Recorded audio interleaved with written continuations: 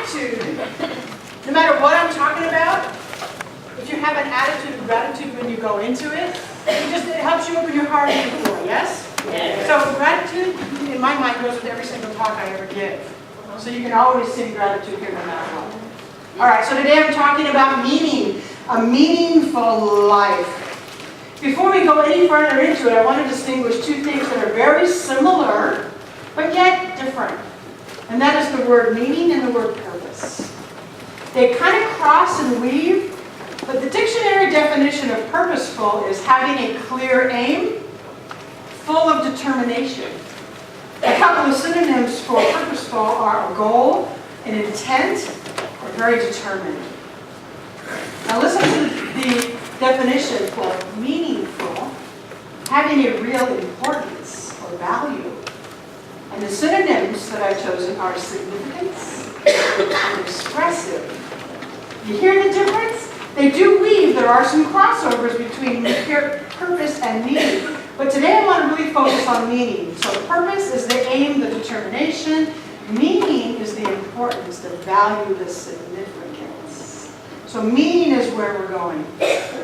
I know no better read to get across the idea of internal meaning than this one. Some of you will recognize it. If you've never heard it, take it all in. It doesn't interest me what you do for a living. I want to know what you ache for. And if you dare to dream of meeting your heart's longing. It doesn't interest me how old you are. I want to know if you will risk looking like a fool for love, for your dream, for the adventure of being alive. It doesn't interest me what planets are squaring your moon. I want to know if you have touched the center of your own sorrow, if you have been opened by life's betrayals, or have become shriveled and closed from fear of further pain. I want to know if you can sit with pain, mine or your own, without moving to hide it, fade it, or fix it. I want to know if you can be with joy, mine or your own. If you can dance with wildness and let the ecstasy fill you to the tips of your fingers and toes without cautioning us to be careful, to be realistic, or to remember the limitations of being human. It doesn't interest me if the story you are telling me is true. I want to know if you can disappoint another to be true to yourself.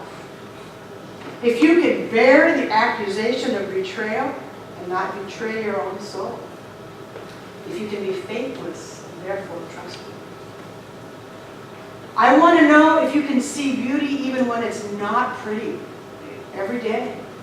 And if you can source your own life from its presence. I want to know if you can live with failure, yours and mine, and still stand on the edge of the lake and shout to the silver of the full moon, yes! It doesn't interest me to know where you live or how much money you have. I want to know if you can get up after a night of grief and despair, weary and bruised to the bone, and do what needs to be done to feed your children. It doesn't interest me who you know or how you came to be here. I want to know if you will stand in the center of the fire with me and not shrink back. It doesn't interest me where or what or with whom you have studied. I want to know what maintains you, sustains you from the inside when all else goes away. I want to know if you can be alone with yourself and if you truly like the company you keep in the empty moments. It's called The Invitation, if you haven't heard it before. The rest of the book is commentary about each of the sections. But that poem, this is almost 18 years old, and I still read that fresh every time. It gets me right at the core every time. To me, this invitation is about the internal meaning of life, not the external stuff. If you remember nothing else today, go and get yourself a copy of the invitation. You can probably even Google just the poem itself. What sustains you from the inside. Everything else is external.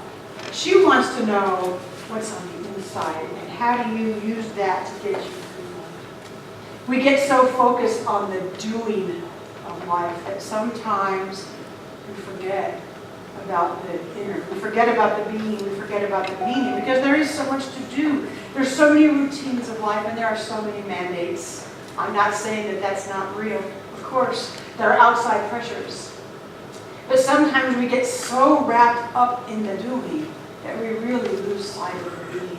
And today I want us to regain, to reconnect with the being.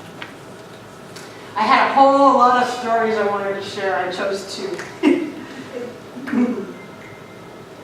There's a lot of stuff I can say on this topic, that's why. Both of my stories came from Rachel Naomi Remen in her little book called Kitchen Table Wisdom. She's a great storyteller. She tells a story of an emergency room doctor. And the emergency room doctor was on call that night as this one woman was coming in about ready to have a baby. And he's watching this go by. He was being called to the emergency room, but he sees the woman going real by. He says, oh, there is not going to be much time here. So they're calling her obstetrician, but he's thinking, if this person, man or woman, obstetrician, is not already in the building, I'm not going to have time to get here. So as he goes to prepare himself to assist to deliver this baby, he was going under that mindset that this was going to be his to do, and he was excited. He said he loved to deliver babies. So they get in there, the husband on one side, the nurse on the other side, him in his position, the mother doing her pushing, ready to go, and he says it wasn't very long until this baby was born. And he says as he takes the baby and brings the baby into the crook of his arm with that little suction ball to get the mucus and stuff out of her mouth, it was a little girl. As he's doing that, he says all of a sudden the little girl opened her eyes and looked up at him. And he said in that moment, he went from being a technician to a human being in that process of delivery. He said there was so much meaning. He said, when that little girl looked up at me, I thought to myself, I'm the first human being that she's seen. And tears started to go down his cheeks. And he says, as he realized that, he thought, how many babies have I delivered? And just went through the routine of delivering the baby, or dealing with all the things that you have to deal with.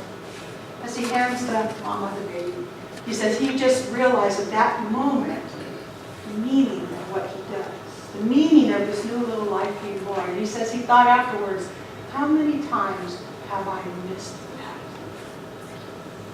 And so he decided he wasn't going to miss it anymore. That gave him so much insight into what am I really doing here in delivering these babies? What's the meaning of this? Beyond just the helping her do this safely. When I read that story, I thought, it's so simple and yet so profound, so deep. Our meaning changes for sure as we grow up.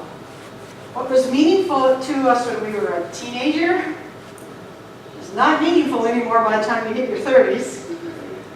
What was, maybe, well, I'm sure there are little elements still hanging out. But I trust you get my meaning. Let's say my teenagers, there were still elements of that, but it was all about friends, fitting in, looking cool, and being rebellious. I still have little elements of that. But by the time you hit your 30s, now you're like, oh my gosh, I'm a real adult. And I got to earn a living. And now that importance of, I really got to make this work. And maybe by then you've had kids. Your meaning changes. Then you hit your 50s, if you have. Wow, life is changing again. The hustle and bustle of the 30s of making your job and all that happen begins to change.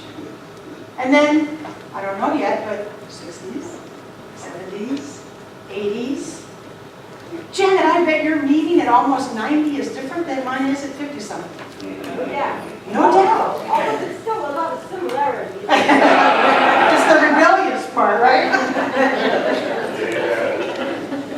It changes as we go on, but yet let's invite ourselves to look for it, to connect with what's the meaning of my life now? Whatever stage I'm in, what's the meaning? Sometimes we get knocked into meaning. We get knocked into meaning.